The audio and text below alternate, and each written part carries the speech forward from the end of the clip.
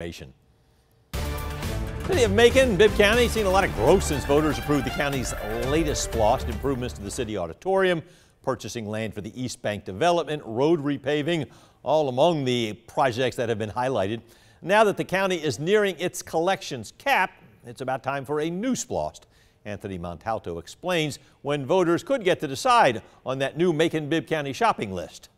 In the wake of October's jailbreak, we first told you about Mayor Lester Miller's plans to build a new jail as part of the next SPLOST. And he says the vote on all that could come this time next year, but the work is already starting now, and it'll really kick into high gear after Macon-Bibb County elects its next group of elected officials in May. We project right now that probably the second quarter of next year, the current SPLOST will reach its full collections. $280 million adds up quickly, and that means current and incoming Bibb commissioners will need to act quickly. As soon as the election is over, whether it's May 21st or maybe there's a runoff, whoever's got a seat at the table at that point in time will have some input on the next SPLOST. With road repaving already a focus, Miller wants to spend $50 million to fix up the worst ones. I want to do 25 times as much roads. I think people will buy into that.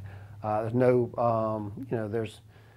getting around the fact that at some point in time we're going to need a detention facility. It's going to have to be either upgraded or rebuilt. Miller hopes voters will get behind new entertainment spaces too. He says the county may look to demolish the 55-year-old Coliseum and build a new venue in its place. If you're going to maintain your status in the tourism and attraction, you're going to have to keep up with that in facilities too. And what better way to do that is through using some of the SPLOST dollars. I would look for input from the private sector, and I think we'll get that to help build those facilities. Now, I also spoke with mayoral candidate Shakita Maxwell about her plans for the next SPLOST. She says she'll be talking about that at her meet and greet this weekend and said there's no comment she wanted to make at this time. In Macon, Anthony Montalto, 13 WMAZ News. Mayor Miller says they'll have public sessions for Maconites to discuss what's important to them. Once those finish up, commissioners will then vote on a list to put on the ballot. The mayor says voters will get to decide probably in March 2025. If approved, the SPLOST would continue as normal in June of 2025.